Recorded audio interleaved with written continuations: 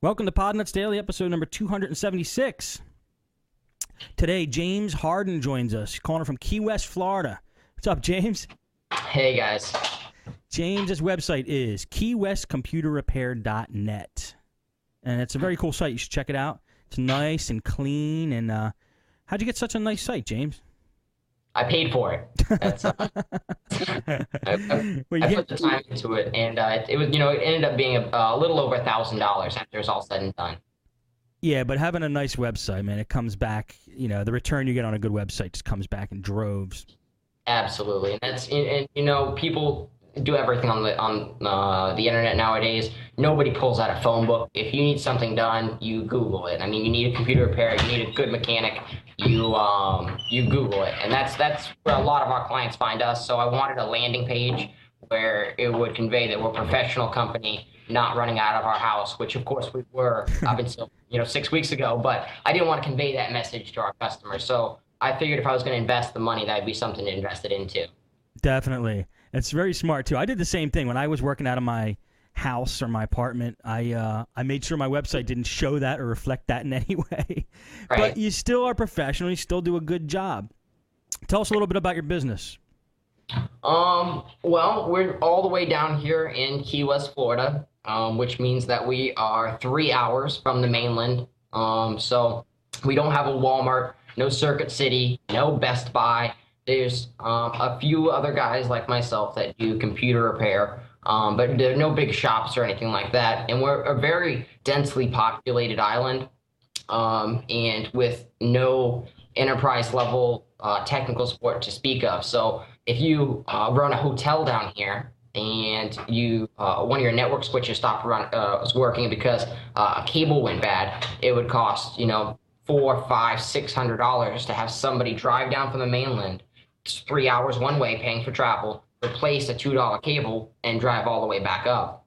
Yeah. So more and more what we find is people were just doing without good technical support. They were finding ways to make do with broken equipment and work around it. And, our existing clients are giving the word to new clients, and that's why we're building our businesses. There is actually somebody you can call down here that can come out and take care of this for you. So we try and make ourselves, a complete IT solution for the Keys. And we've actually got the majority of our business from supplementing existing maintenance contracts from the mainland. And doing that, it benefits the mainland companies because they don't have to spend the time and resources to drive all the way down here. And it also benefits the companies down here because they can stay open and continue operating like they should be at a reasonable price. How do you pull that off? How do you, do work on a maintenance contract that's not yours? Well, what we do is we do supplemental maintenance contracts. So what that says is a hotel needs a large enterprise level IT support. So let's say the Hyatt, okay, one of our clients. Mm-hmm. The Hyatt, as a corporation, has a IT contract, okay? IT contract probably for $200,000 a year or more. And that works out in most of the places. Most places, they could they're close enough to where they could drive over and do stuff, or they could ship stuff out and have it done by a local tech down there. But number one, they didn't know there was a local tech down here that could do it.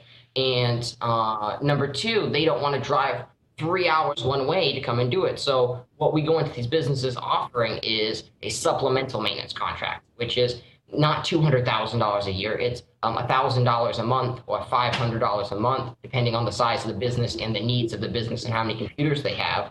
And that guarantees them 10 hours a month worth of work. And technically, we could do that by the hour. But what we're finding with these big companies is they don't like 1,000 invoices. They'll call you out 3 times a week, or 4 times a week sometimes for the simplest things. And they don't want invoices to pile up. They like to have one piece of paper with a set dollar amount and a statement at the end of the month. Right. So our supplemental maintenance contracts offer that. That's pretty cool. And the guys who are offering the maintenance contract, the big maintenance contract, are you in communication with them? Do they mind that you're doing that? No, they love it. They think it's the best because they don't get any less money. Right. They get the same amount of money. Really, all they're doing is becoming more profitable. Right. So they treat me like one of their own technicians. You know, most of the time they'll do above and beyond whatever is necessary to assist me in what Right. I'm doing. So they don't mind at all. That's a little risky for them, I think. I mean, if you do too good of a job, the Hyatt might say, "Oh, forget those other guys. We want you for the whole contract." Well, I mean, they can only do that to a certain extent, though, because, like I said, they've got a $200,000 IT contract to support. What is it? 1,200 Hyatts or 2,000 Hyatts. Right. So, they don't at the high end like that. They don't look at one little tiny hotel. Right. The hotel manager does, but the hotel manager can't call and say, we should change our contract for all 2,000 Hyatts for Right. this one technician down here in Key West. And the small amount of money that I'm asking in comparison to the big IT contract, they just write it off. They're just glad things are running. Yeah, that's a great idea. Now, how do you let these hotels know about that you exist and they can use you with a supplemental contract? Because they're like you said, they were making do with what they had and trying to do these fixes. But how do they find out about you? Well, locals down here love to spend money with locals, and we have spent a lot of money on the website with local advertising. If you type in Key West computer repair into Google, one thing that we've really taken advantage of is all of the free websites you can put yourself on. So right now, we're not number one in Google for organic search for our website. Right. But if you type in Key West computer repair, in the first like 2 pages, we do have like 14 listings because we're on every free site that's available. So if you type in Key West computer repair, if the hotel does, and like, this is it. Is there somebody local? They type it in, they see my name 14 times.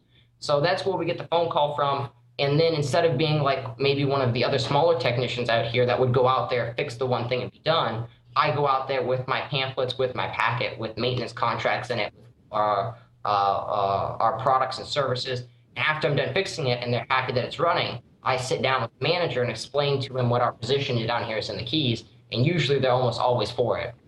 Wow, that's great. So is your website? I mean, you're advertising and it's all done through your website and just through like marketing online. Mostly, yeah. Okay. But I would say 50% of our business is from our online presence, and then the other 50% is from word of mouth, which spreads like wildfire down here. Good.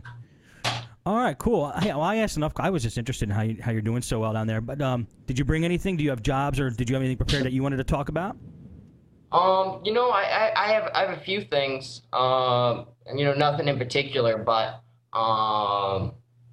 one of the things I did want to talk about briefly, and the email I'd sent you over was what I touched on earlier was marketing with these local free websites.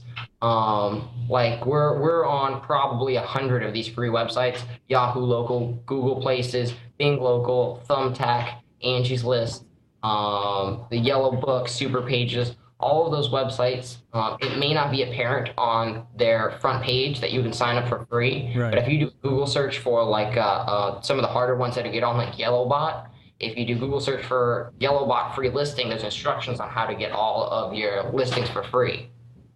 Oh, that's cool. That's a great tip. You see in the chat room they said, can we see at the end what someone is repairing in the background? I've got Steve back here in the background. He is actually working on replacing a motherboard for one of the yacht clubs that we have a maintenance contract with. Is that giant Dell down there? Yes. Yeah. The suit. Yeah. I call them the suitcase Dells because they open up like a suitcase. Yeah, they're big and clunky and heavy.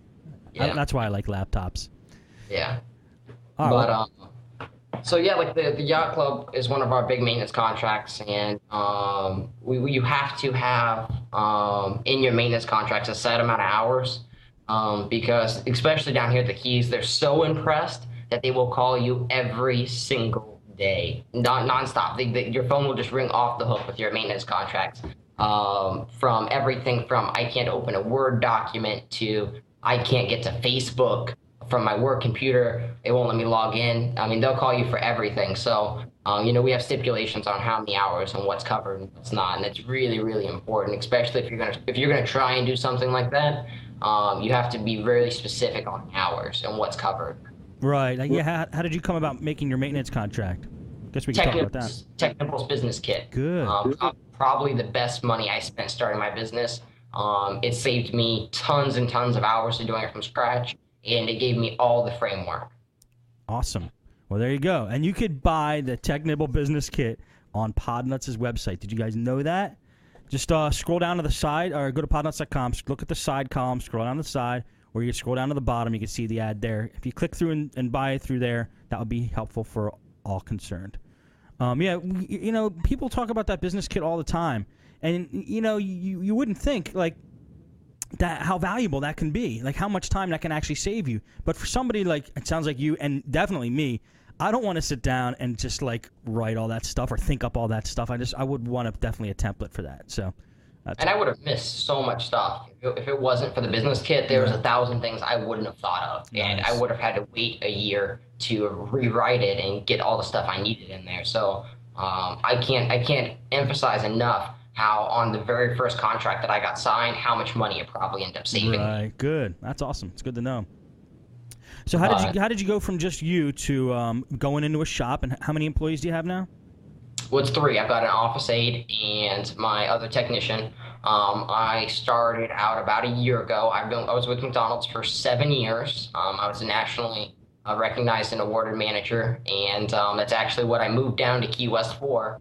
But I was really, really good with computers, with POS systems, TV repairs, TV installations, things like that. And I started getting calls, you know, from local business owners, people I had met while being down here for 4 years. And, you know, it kind of picked up to the point where I had to decide if I wanted to keep going into my 9 to 5 every day, all day, or if this is what I wanted to do for a living. And, you know, I took the plunge. I did it all at once. And how did you do that? How did you do that? It was scary, you know, because at first the phone doesn't ring. You know, you take the plunge thinking that there's going to be all this work, and once you commit yourself to it, that it'll all be perfect. But the first couple of weeks, the phone doesn't ring. I mean, it's something that you've got to go out after and make happen. So, you know, maybe after the first 14 days where my phone only rang 3 or 4 times, I'm like, well, I got to make a decision. I got to do something. So I went out and I started talking to business owners, and I would walk into a tattoo shop like there's on Duval Street, or a restaurant or a hotel, explain myself, who I am, what I do, drop off some business cards, and I would get jobs right then and there. Like, well, this has been broken for 8 months. Would you take a look at it? And, you know, we do free diagnostics, and I would tell them that.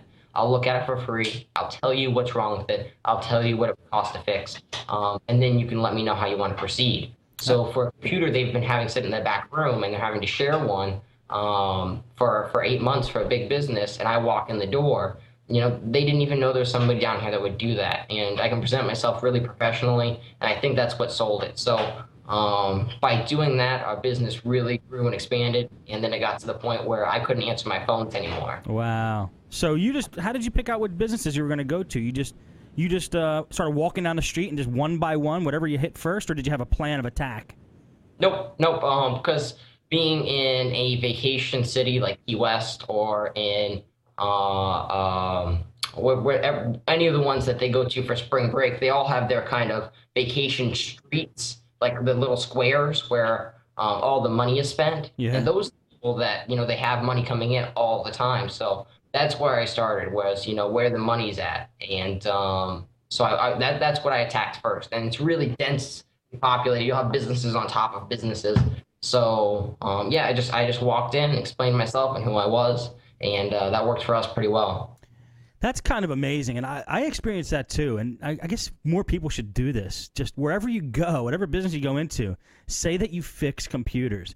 I've gone into, like, while I'm waiting for to go into somebody's apartment or waiting for a client or something, I've gone and gotten pizza somewhere, and I'll mention to the guy, I don't know how I'd bring it up. I'll mention to the guy, oh yeah, I'm doing a job for this person up here, like and they'll be like, oh, what kind of job? Oh, computer. Oh, I got my surveillance cameras in the back are not working. Can you take a look at that? So I've had that happen. You know what? I probably would have had more if I opened my mouth more often. But like anywhere you eat lunch, you should definitely like pipe up and say, oh yeah, by the way, I fixed computers. Here's my card. I think it's a great. I mean, that's the proof is right there. What you just did. Oh, absolutely. I mean, and you can take it as far as you want it to grow. You can do it while you're getting your. I mean, you got to kind of take shame out of the picture. and understand this is your business, what you do for a Right. living. When you're getting your hair cut, and she's like, well, being polite, how are you? How are things? You just blast your business. And, when you're the Comcast guys, they're hooking up your TVs. You tell them that you do computer repairs, and just any chance that you could possibly get, you got to be kind of shameless and just kind of plug yourself whenever you can. Especially if you need to eat, like you're trying to survive. Yeah. Then the more desperate you get, the more that shame goes out the window and survival comes into the picture. So yeah, it's just got to happen eventually. But what I did was I relied heavily on Google AdWords. That was my savior, because it was something that I could do immediately and get money in my pocket and food in my mouth. And I was at that point. I was dead broke. And then when I made my website and put up AdWords, people started calling. So that's how I did it. What else you want to talk about? What else did you bring for us? I don't know if anybody I'm pretty good at computer repair. I don't know if anybody in the chat room has any computers that they're working on currently. I've got a Dell XPS, a really nice one, a laptop that I just got into the shop today. And we thought the customer said the monitor was bad. I didn't think it was the monitor because we weren't getting anything on the screen at all. Nothing, not a backlight, nothing. So first thing I did was switch out the inverter just to see, but I didn't see anything on the screen, so I didn't think it was the inverter. Then I switched out the monitor, still got nothing. Right. And then External monitor? Were you getting anything on an external monitor? nothing. Okay. And so DC did the RAM, switched out the RAM, did all the RAM swaps, took the hard drive out, put the hard drive back in. And this Dell XPS is one of the only, I see somebody said reflow a graphics chip. That's what I was thinking too. But after looking at the teardown guide, I found out that this high-end Dell XPS is one of the very few laptops that actually has a video card in it. It's got a dedicated removable video card in it. Yeah. So we pulled that out, plugged it back in, and fired right up. So the video card had come deseated. Oh wow, you're lucky. You just need to reseat. We need to reseat it. Sometimes they get fried. Especially so what was an XPS, like a gaming one, right? Yeah. Because Dell bought out Alienware, and once they did that, they started doing gaming Dell laptops, and that's the XPS series. And this is one of the nicer ones I've seen. It's brand new. Yeah, I've seen them too. In fact, I had a Toshiba gaming machine that had 2 video cards in it. I've never seen that before. I've seen one like you're talking about on Dell. So it was a laptop that had a laptop with 2 video cards in it. It was pretty badass. Yeah. Cool. So it wasn't too bad. I was afraid it was going to be like one of the DV9000s or DV6000s where we were going to have to, tell the customer that we'd have to get the graphics chip reflown. But luckily it didn't come to that. I hate those machines. I hate them so much. HP, they really dropped the ball on that one because we get them in all the time, and there's nothing we can do here in the shop, and it makes us, at least we know what the problem is, but it's kind of a gut-wrenching feeling when somebody brings a laptop in and you just know you can't fix it, there's nothing you can do. I hate that feeling. You could reflow it. A lot of you might not like it, but you could do it. Right. So, I think that's after I listened to the podcast just recently about the guy over in the UK that does it. I think that's what I'm going to start recommending to our customers and tell them we'll take care of the shipping and all of that. So I think that's what we'll have to do, because before we were telling them there's nothing that we could do about it. But now that I've listened to your podcast, I think we're going to start shipping them out and outsourcing it. Yeah. Well, yeah, you could definitely do that. He reballs. He doesn't reflow. So reballing is like a permanent solution. Right. Yeah. So that's something you could definitely recommend. Cool. Yeah. All right, yeah, a lot of times too when I haven't seen many reflows. I don't know if I've seen any reflows needing to be done on Dells. They seem pretty good to me as far as the video, but sometimes when like you said, the graphics card in the laptops, when that starts to get a little wonky, a lot of times you'll see patterns on the screen, like a checkerboard pattern on the screen. You'll see something in the graphics, artifacts or something that'll tell you that the graphics chip's going bad. I've had that, but on Dells, I've had very little Dells I needed to reflow. Or at least maybe I didn't know I needed to reflow them, but I don't know. What laptop do you recommend to customers? Because I get clients all the time that ask, what laptop do you recommend? And I always tell them, well, it depends what you're using for. And 99% of the time they say, I'm getting on the internet, I'm checking my emails and things like that. So I've been recommending the Dell Studio series because I've worked on very few of them. and the ones that I have had to work on were because of customer damage. And I just think they're really well built and work fabulously. Yeah, if well, you're in the trenches there doing the work. I've been out of it for a year. I recommend Macs. But if somebody's like you said, he wants to surf the internet, I mean, surfing the internet is a pleasurable experience on a Mac. I love using my Mac for that, but they're expensive. I understand that. So as far as other laptops, I don't have a good recommendation. I'm going to go by what you guys are saying right now. If you like Dell, then you like Dell. But they are. I mean, I don't know. I guess just got to read reviews and stuff like that and see what's happening with these machines. I mean, they're all plasticky. One doesn't seem to be built any better than the other on the outside in most cases, and some have junkier models than others. I mean, you go to Best Buy, you see a Toshiba, it feels like it should have the words Play School written on it, but then you have like an upper model of Toshiba that feels great, and it has like titanium lid and panel covers and stuff. So there's different levels for different companies, but hey, it's good to know. I'm glad you're recommending Dell and you're saying you're not working on too many. I need to know this information. So do the listeners. So. And the one thing about Macs, I was just telling my technician Steve the other day, is if Apple had a Windows-like interface, I would consider using it. But just because I work on them all day, every day, the minimize and maximize buttons are different, and there's no start menu. It just boggles my mind. I don't work on Macs. I can't. No, you got to get over that. Look, there's enough room, and this is you're not the only one that's brought this up. There's enough room in everybody's brain to handle 2 operating systems. Okay, it just is. Once you learn Mac, you're not going to say, "Oh, I don't know how I could. I don't like doing this and that." It seriously becomes natural. It's like when I use my Mac, I use it as a Mac. When I use the PC, you don't even think about you don't get confused with the buttons on the left-hand side of the screen and right-hand side of the screen. It's all good. So you can't keep having that excuse for long. Okay. And I get that a lot. The one thing about Mac users is they're devout Mac users. So yeah, I need to try it and practice with it and put my blinders on it and pay attention to it for a minute. Yeah. To learn the interface. You're in the computer repair business. You need to know it. It's good for business. Yeah. And I'm telling you, I've become less and less of a Mac fanboy the last couple of weeks. I think it's really important to know both and Linux, but know at least PC and Mac. It's really good to know if you're just in the tech. I use them for different purposes, and sometimes the PC does things better than my Mac, especially the hard crunching stuff where it needs to really work hard and use all the cores. Windows 7 64-bit, it just kicks butt on an i7. It really does.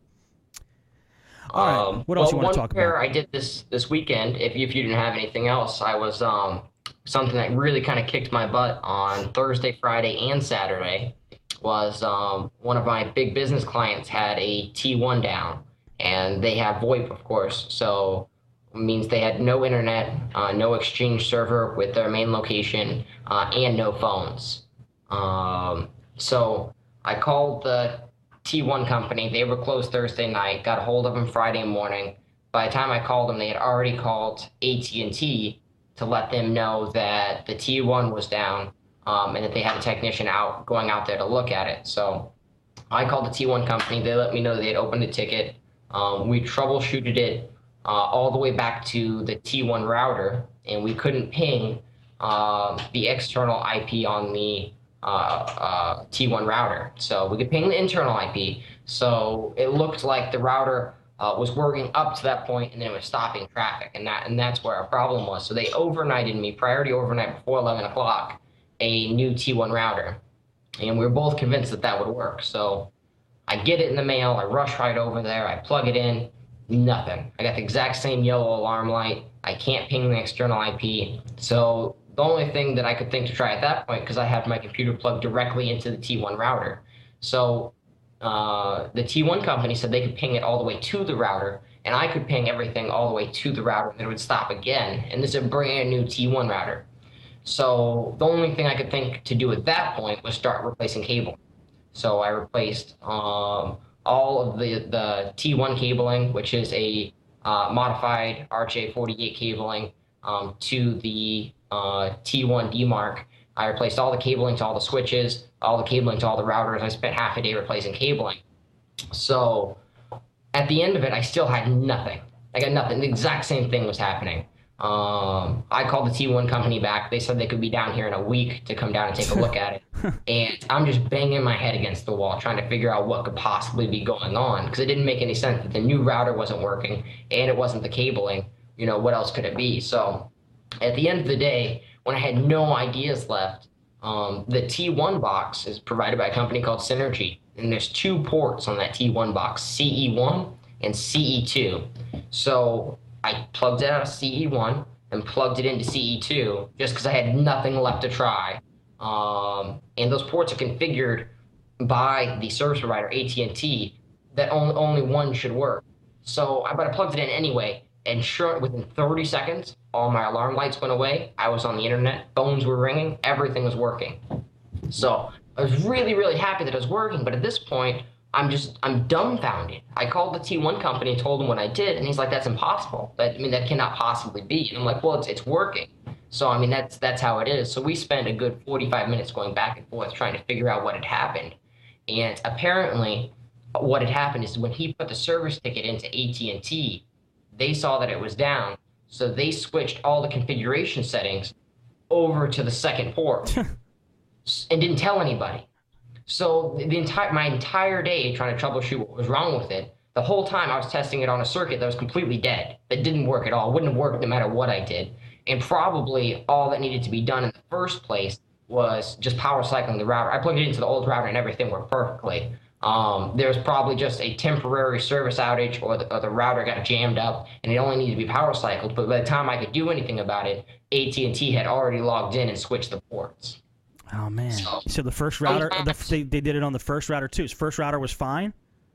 Right. So first router was fine because the router plugs into a T1 box, which is essentially like a giant DSL modem, is basically what it is. It's got 4 pairs instead of like a DSL modem works on a single pair. It's just 2 phone wires. But a T1 works off 4. So it's basically a giant DSL modem. And so that modem plugs into the router. And the modem has 2 ports on it. So AT&T had logged in, saw that it was down up to that point, and switched it over with all the configuration settings over to the second port, but didn't make any phone calls and tell anybody. Oh, man, sucks for you. But yeah, since you're telling everybody, that's a great thing to try now. I mean, if you're handling a T1 and you have the same symptoms as that, don't recable the whole place just yet. So, yeah.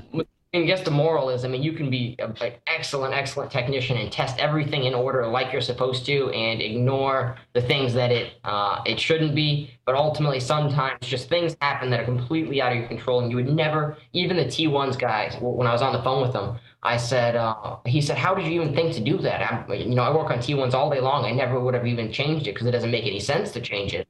And I was like, I'd done everything else up to that point. There wasn't anything left to try.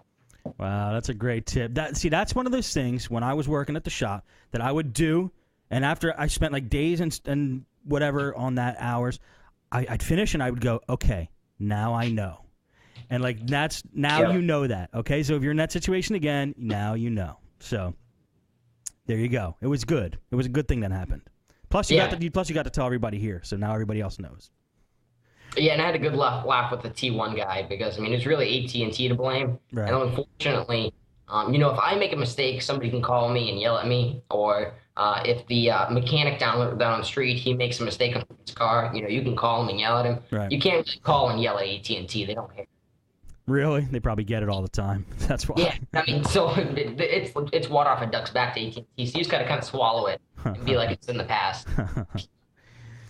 All right. And if you don't have anything else, we got tons of voicemails and emails. So you just talk. Right. Let's do it. I would love to do some troubleshooting. Okay, let's see what we got here. Got to catch up on some of the emails. I'm going to lose your video for a second, but we're still going to hear your voice, okay? Got it.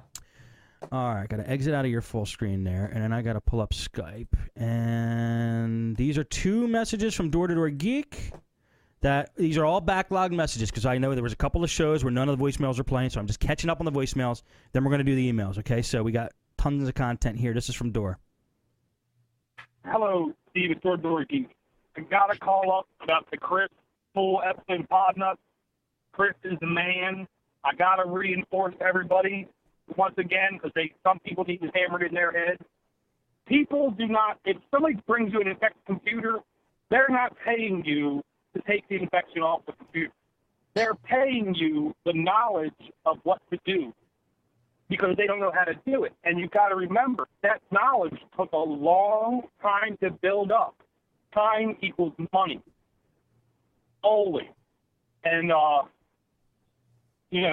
always remember social engineering is what I always call it. And Chris talked about how to talk to people. You got to first let your people talk. That's what I always do. I always let the customers talk as much as possible so I know what level they are at to make sure not to speak over their head. Because Chris said it, and he's exactly right. Once you speak over top of someone's head, they do not want to deal with you at all. They want to cut it off and get somebody else. Money is not always the deciding. I find money is rarely the deciding factor with customers. It's just customer service, happiness, and how you present yourself. These determine how much they are willing to pay. I can't thank Chris enough. I've learned these little nuggets from talking to him on the Nuts at Night Post show, and I thoroughly enjoy just hearing him talk about business, salesmanship, and just how everybody should handle themselves. Because when he opens his mouth, he's right. So I want to definitely thank Chris for coming on, encourage him, put some notes together again and come on whenever you're ready. I will be ready, willing, and waiting. Thanks, guys. Talk to you later. Bye. Thank you, Dor. Yeah, I wasn't sure if I played that voicemail before. We did. But you could definitely listen to it again because if you haven't heard the episode with Chris Barry on Podnutz, you got to listen to that.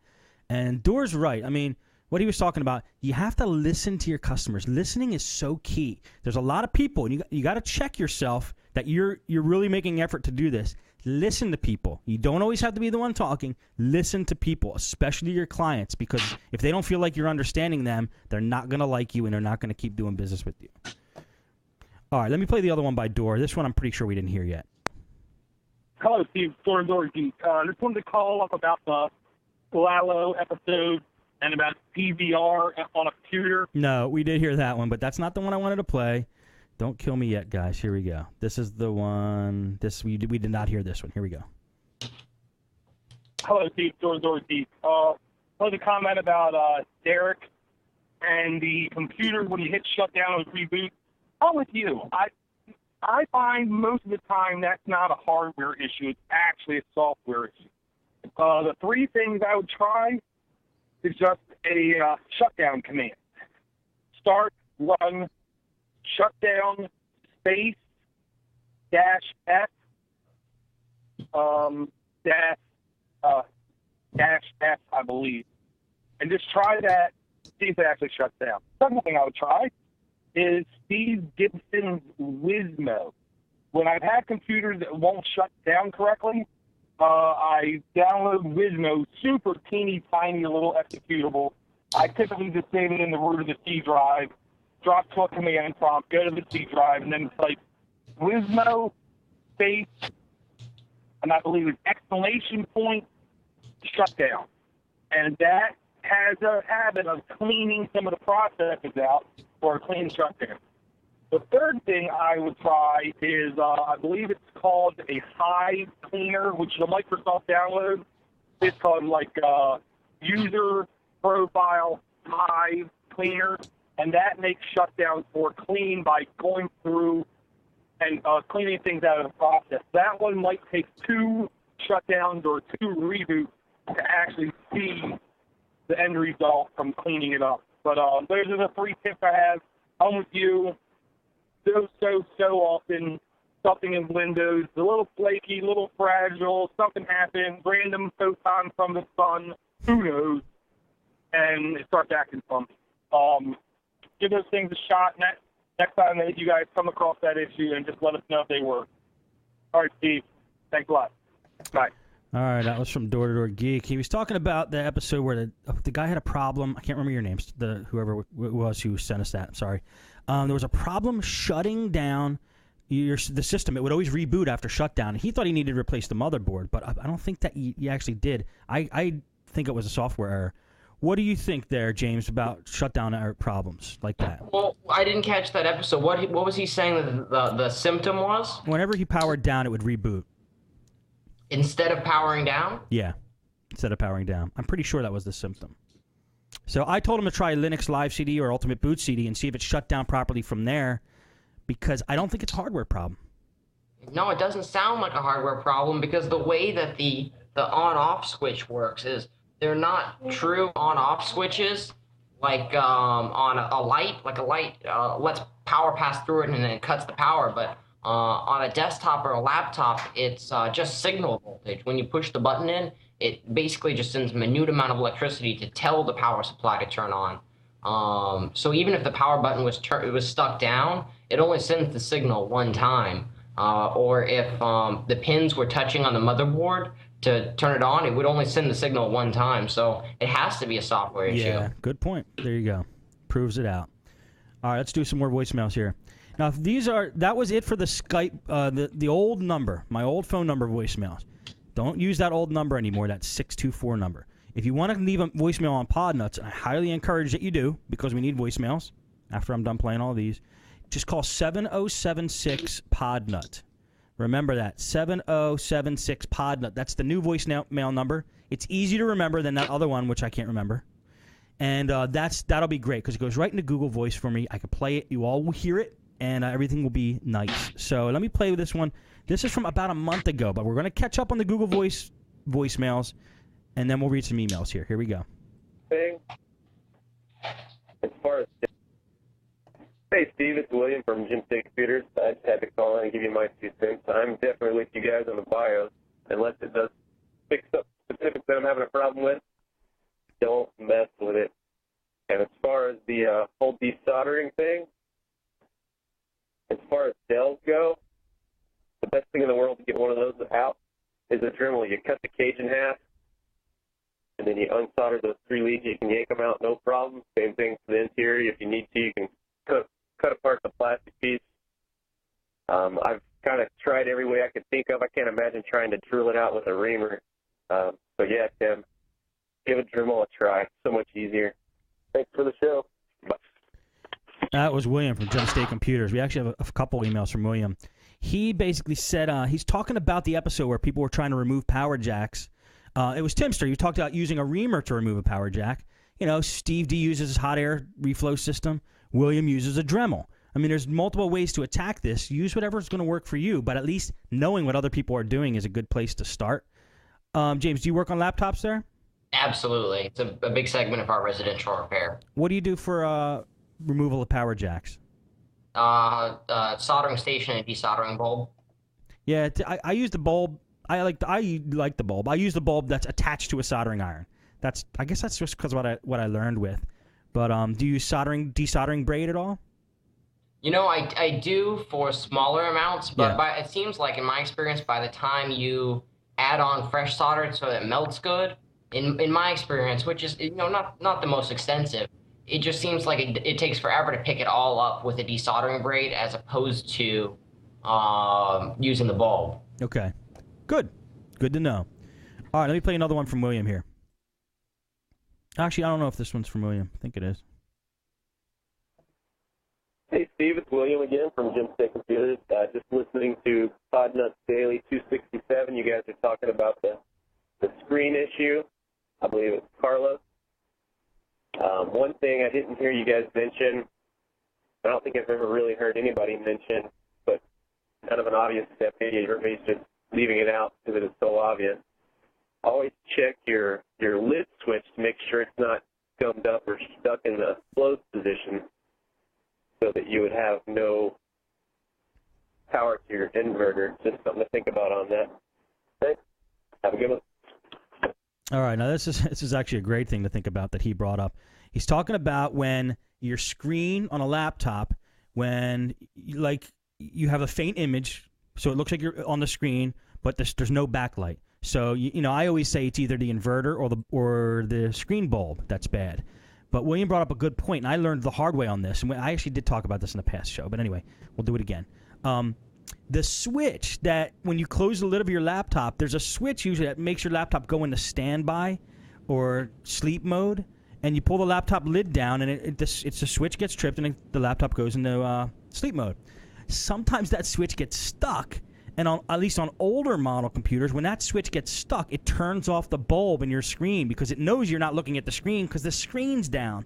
So it turns off the bulb in the screen, but it keeps the image going to the screen. Anyway, if you're not getting an image on the screen, check that switch and make sure that everything's working with that switch. I don't know how they do it these days. I don't think it's a physical switch anymore. On most of the laptops you get in, James, do they still have those switches? No, not for the most part. Okay, so it's on mainly older laptops. So just be aware of that. It's definitely a good thing to check.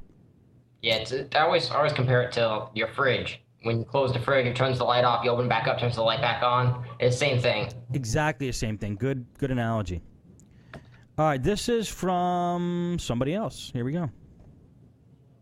Hey, Steve, this is Ryan Kraustor, Ryan. or MindMelt in the forums and chat. This is MindMelt. And I just wanted to call and give a quick note about Nanite Pro. Our work just recently purchased an account for Nanite Pro, and it have to say it's pretty impressive.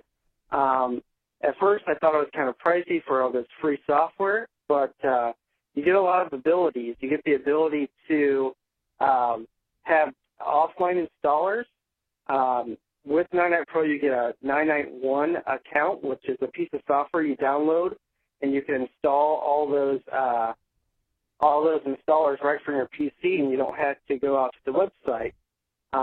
The offline installers, obviously, you're going to save on bandwidth, and then also you can install that Nanite Pro to a USB stick, and you can take that USB stick over to a computer that's even offline and install all those great pieces of free software without the toolbars and everything. So just wanted to give a quick note about Nanite Pro. It's $20 a month, or you can get a special link and pay for it per year, which is how we went about it. So it works out to be like $240 a year, but it seems to be really, really, really slick. Thanks. Nanite Pro. You know, I think what turns off a lot of people about that is the $20 a month charge. I think that's steep, personally. I mean, but I guess if you use it every day and it's part of your business, do you use that? No, but I want to make sure I understand what I think Nanite's where you can do slipstreamed installs, right? No, you're thinking of Nlite. Oh, yep. No, Nanite, it's NINITE.com. It's a great site for like bundling up many things that you want to, like many programs you want to install on a system, and bundling up into one thing and just letting them rip, and it installs them all, like Firefox or Picasa, and like anything you want to do, like on a freshly, wiped out system, a freshly installed system. You grab all these things from Nanite, you just check off the boxes of what you want. If you guys go to the site, you'll see what I'm talking about. But there's a free version, and then there's a pro version. And I'm glad Ryan brought that up, because I don't know a lot of people that use the pro version, but according to him, it's well worth the money. So definitely check it out, and thanks for the feedback on that, Ryan. All right, James, not too much troubleshooting in these voicemails, but I think some of the emails have some troubleshooting stuff. So let me play this next one and see what we got here. All right, this is from Clifford. Hey, Steve, this is Clifford. I just got through listening to you and the other Steve on version 14 there, virtual machine. Hey, I was just thinking about, too, on backup. I ran across Remaster Sys, where you can make a ISO of your install, and it's pretty handy. So, anyway, Remaster Sys. Check it out. Bye. Okay, the tip there is Remaster Sys from Clifford. And I don't know what we were talking about that made us think about, or made him send that message in, because this is a long time ago. But check out Remaster Sys. Have you, James, have you used Remaster Sys for anything? No, but speaking about making ISOs for computers, one trick that we do here in the shop that has saved us a lot of time is doing a Windows install up to the point where before it installs the drivers, okay? After the first time that it goes to shut down, and then it powers back up and finishes the setup, don't let it boot back up. Take the hard drive out, hook it up to your laptop or your station machine, create an ISO of it. Now what I've got is an ISO of a partially completed Windows install that's all ready to go. It just has to do the drivers and the rest. So now what I can do is I've got one for XP Pro and XP Home and Vista and Windows 7 to where I get a machine where I have to do a clean format and reinstall. And instead of having to format it and start the install from the beginning, all I have to do is burn the ISO, the disk image, to the new hard drive, and in 10 minutes I can be halfway done with the install. Nice. How long does it take to burn the ISO? About 10 minutes. Okay, good. Man, that's a great. The important thing to do is don't do it by USB. It'll take much longer. If it's either IDE or SATA, Yeah. you have to put it in the machine for it to burn in a reasonable amount of time. Cool. Love it. Good tip. All right, 2 more voicemails, and then we're going to do some emails here. Hey, Steve, it's William, Jim State Computers. Just giving you a call to let you know about newegbusiness.com. I don't know if everyone's aware of that or not. And then also you should probably check in to see if they have an affiliate program as well. Their pricing's a little bit better on some stuff. It's especially better if you're buying things in bulk quantities. But yeah, definitely check and see if you can get an affiliate link for that, because that's pretty much what I'm using at this point, because it does save some money. Thanks for the show. Bye. That's a nice tip for William to actually help me as well as you guys. Newegg Business, newegbusiness.com. I don't think I've ever been there. It might be a good link for me to promote, and it might be a good place for you guys to buy stuff. Thanks, William. Have you used it, James?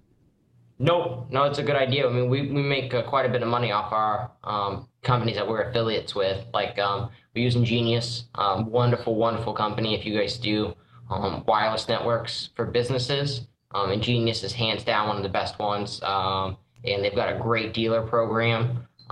So you could sign up for that, and we have a few because we do security camera installs as well. Right. So we've got a contract with Security Camera World. Again, a bunch of great guys. And it can save you some money as well as save your customers some money. Now, what was this? It's Ingenious, that first program? Yep. Yeah, no, it's not a program. It's a company. They manufacture Wi-Fi access points and wireless routers and VoIP phones, and they're fantastic. So what do? You mean you just buy all your wireless networking stuff off of them? Yep. And we're one of their dealers, so we can buy it without sales tax and at a steep discounted rate, as opposed to ordering it through Tiger Direct. And then, we can pass those savings on to our customers as well as make a higher profit margin. And then also by being a dealer, you get fantastic technical support for their equipment. It's not the regular customer technical support. You get the sales guys who transfer you to the real technicians, and they're fantastic. How do you become a dealer? On their website, you just got to fill out the dealer app, ingenious.com, I believe it is. You search Google for it, Ingenious, ENGNIUS. All their products are fantastic. Cool. Great tip. All right, let's do the last voicemail here. Here we go. And the last one is from William. So, William, I'm finally catching up your voicemails. I'm so happy. Hey, Steve, it's William from Jim State Computers again. Hey, I just wanted to comment on the phantom cursor moving around in episode 269. 100% of the time when I see this on a laptop, it's from thumbs getting lazy and coming off the shift or the space bar and touching the trackpad. I've never seen this happen for any other reason. I mean, there's obviously reasons other than this that would cause it to happen, but a surefire way to test that out is to download a nice little applet that'll deactivate the trackpad/mouse while you're typing.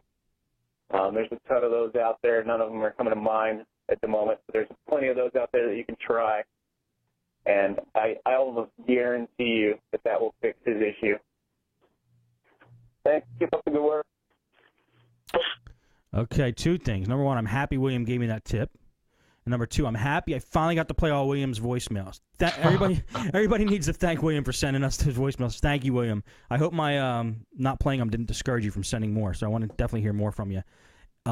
Yeah, there was a guy who wrote in about a crazy cursor. He was always wondering why his cursor went crazy on this model of laptop. And a couple guys have sent in and wrote in and said he's probably hitting it with his fingers and not even knowing it. So one way to test that is, like William said, you could probably download an app to actually check on Gizmo's freeware. They might have one.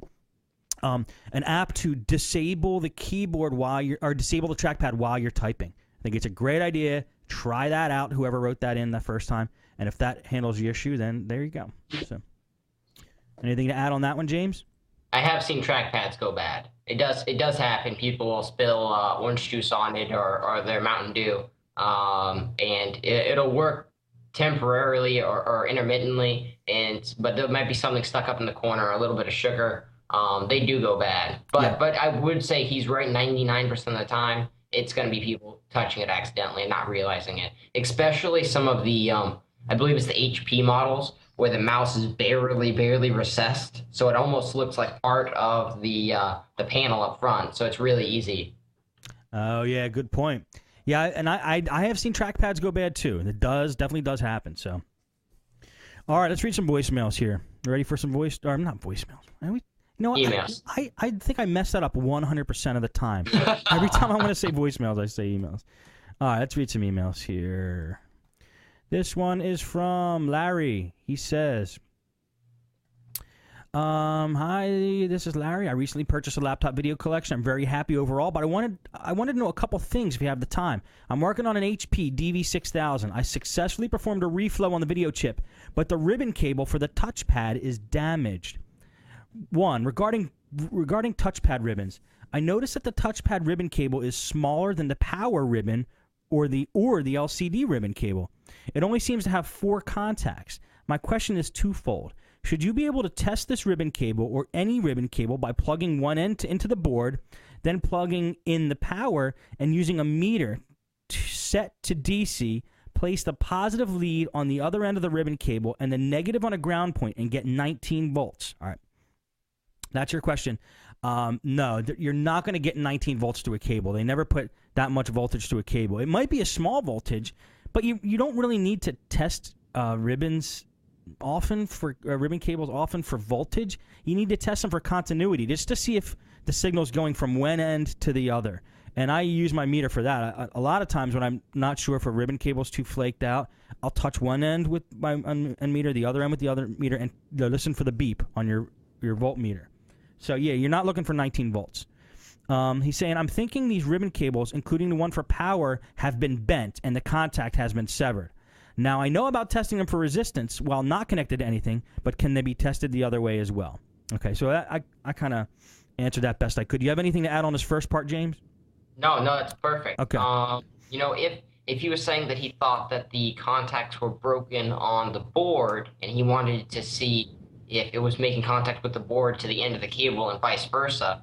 Most of the time on the board, it's got those little tiny clips, but on the back end of the clip, you can see the metal pins where they run into the motherboard. You could check for both resistance and continuity across those pins to the other end of the cable, and then you could check the pins on the board, from the board to the other end of the cable. Right, good point. So yeah, right at those ribbon clips, you could just touch, you don't have to actually touch the points on the cable, touch the point at the end of those clips.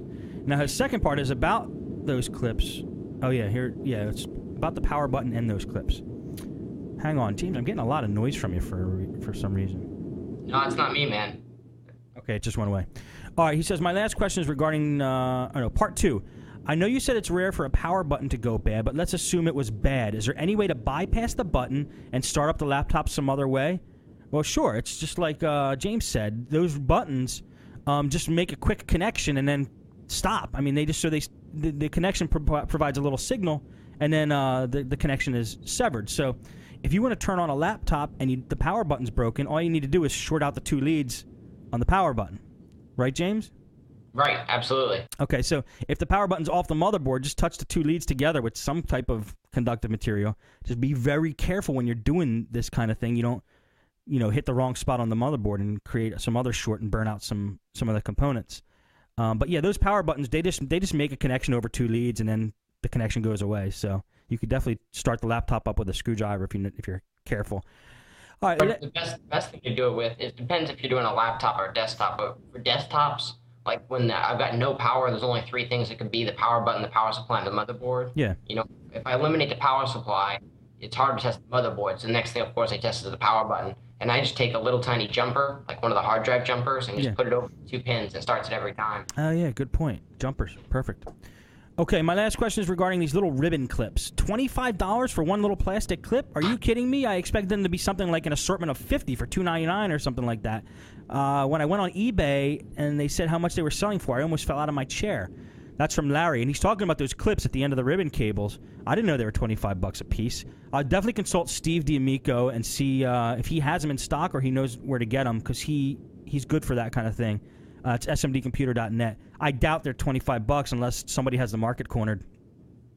Yeah, just I was just say ask Steve too after listening to all you guys' podcasts, and I mean, just like Steve said in a couple of podcasts ago, it's all about supply and demand. Yeah. You know, it doesn't matter if it's the biggest part or the smallest part. It all depends on how many people are buying them and how many there are. Yeah, good point. And those end of those clips, I guess they're specialized enough that they only work for certain laptops. So yeah, there might be a small demand or a high demand, low supply for the one that you want, Larry. But it's a DV6000. I can imagine those things have just got to be breaking all over the place.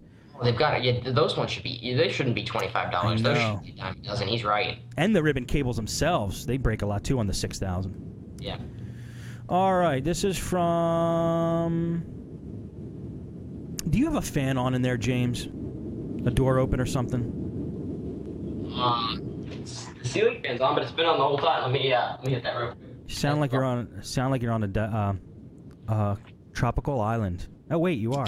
All right. Next time it happens, I'll mute my mic and see if it goes away. Okay.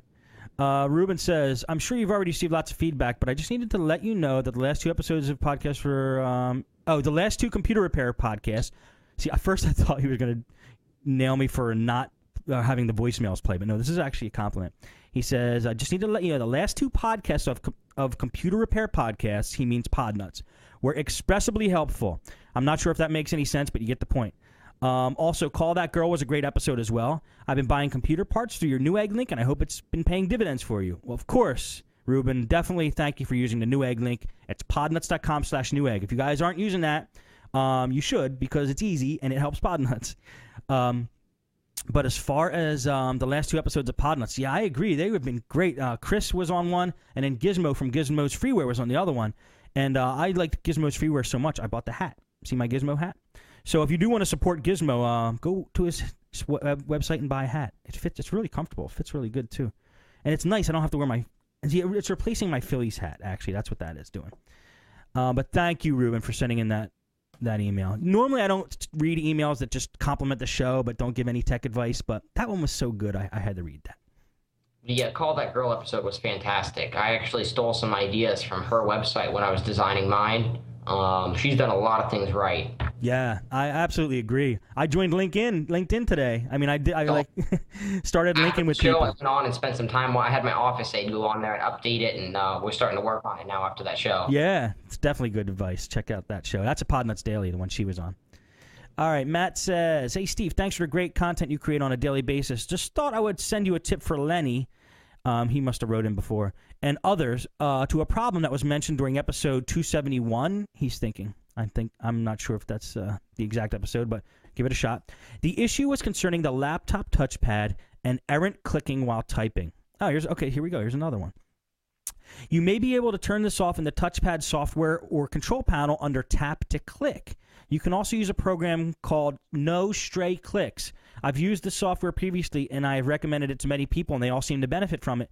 The link to the software is below. The developer site also has some other cool utilities. Thanks again for the daily education and humor. Okay, so No Stray Clicks is at, for those of you listening on the audio podcast, donationcoder.com. It's on donationcoder.com. I'll put the full link in the chat room for people who are watching this live. See, if you watch us live, you get the perks here. And that is for one of those programs that William was talking about on the voicemail, about the crazy touchpad, the crazy cursor. No stray clicks. So it probably does something like stops you from hitting your touchpad while you're typing or something like that. So check that out. That was an email from Matt. Thanks a lot, Matt. Appreciate that. Anything to add on that one, James? No, but while we're on freeware, one thing that I was thinking about is I don't hear many technicians talking about advanced system care, but it's something that I use about 10 times a day. Really? Yeah, absolutely. It's got so many tools built into it, and then a lot of it's automated. It's easy for my clients to understand. But some of the tools like the startup manager, I use every computer I get into the shop. They've got 40 things on startup, and I can take advanced system care and turn the ones that I don't need off. It's got an internet optimizer, which I've seen greatly increase people's internet speed and internet download speed. It's got a registry cleaner in it. It's got a defrag in it, spyware, all the defense things that Spybot Search and Destroy does when it does its immunization. It does all of that. It's not the end all beat all for each little thing it does, but it does so many things that it's fantastic. I think everybody should give it a try. Cool. What's the name of it again? Advanced System Cleaner. Advanced System Cleaner. Okay, guys, check it out. And this is from Michael. And Michael sent me this. The email is just a monstrosity. I mean, I have to show you guys. Check out this email. Look how big that is. It's too much. I told him too much to read, Michael. I'll be out of breath. I almost passed out one episode reading an email like this. No, but I appreciate you sending it to me, Michael. He was talking about a computer problem that he had. And Michael, send this in voicemail form, and I'll definitely play it. But I didn't get a chance to like pick out the good bits of this email yet. So if you don't send me a voicemail, I'll definitely read parts of this on the next show. Thanks, Michael. And we got Nick. He says, "Hey Steve, this is Nick from Vermont again. Just had to share a funny screenshot from one computer repair guy to another. They installed Sims 2 on June 1st, 2009, but the last time it was played was October 25th, 2069. Here's a screenshot. I'll show you guys. So apparently, EA is much more forward-thinking than we think. They're installing programs into the future. I think this is the next problem we as computer techs need to solve is future installation of spyware. Spyware installed into the future. So that was pretty funny. Thank you for that, Nick. Good screenshot. A little scary, but good screenshot. All right, this is from Vishal. He says, my laptop went blank. No icon is displayed on the laptop. No left or right click works. Not even starting in safe mode or any other mode. However, the task manager opens on hitting Control-Alt-Delete. Please help out. Wow. Need more information on that one, Vishal. Do a reinstall. I know what it is. What? It's his Explorer EXE is not running the process. I can almost guarantee that's what it is. And it's either not running because it's corrupted and it's not working, or there's something wrong with the startup. So if you Control-Alt-Delete, if you can get the task manager open, go to new task, run explorer.exe. It should bring his taskbar, his icons, and everything right up immediately. And if it doesn't, he needs to either go into the recovery console and put Explorer.exe back in the Windows folder, or do a repair install. But a repair install is usually unnecessary. It's usually just as easy as copy and pasting it from a recovery console. Oh, great tip. Especially about the repair install and an alternative to repair install that could save some time. I used to do repair installs a lot, but I guess if you could just copy files over, then do it. But also, I mean, say his Explorer.exe works, maybe next time he boots up his computer, the same thing's going to happen. So after you get the Explorer up and running, I would just run all kinds of malware programs. I would run like Malwarebytes, Super Anti-Spyware. Those programs, especially Super Anti-Spyware, is good for bringing back those vital things that it knows the computer's missing. So run all your anti-spyware and antivirus stuff after you get Explorer up and running, the way James said, and hopefully that'll bring it back up for good. Okay, that's it for this week. I actually don't have any more voicemail or emails, so I will send me more. We'll read them on Wednesday, and I think that's it. Between what James gave me and that slew of voicemails I'm finally caught up on and I'm happy about, we got a full show in here. All right, James, where can people find you? Anything you want to plug? We're at, of course, keywestcomputerrepair.net. I stole my remote support from Call That Girl, like I said earlier, so we do remote support, but for anybody that decides to head down... James, we lost you. We lost you at for anybody who... Can you say that again? Absolutely. For anybody who is traveling down to Key West, Florida, we'd love to have you, and I can tell you all the best spots. Nice. Well, that's a nice invitation. I might take you up on that. I'm not too far away. All right. Where are you at? I'm in right outside of Tampa. Oh, okay. So you're at 8 hours. I'm in the same state. Yeah. Hey, thanks for coming on the show, man. I really appreciate it. Thanks for having me, Steve. Absolutely. That's going to be it for this episode of Podnutz Daily. See you next time.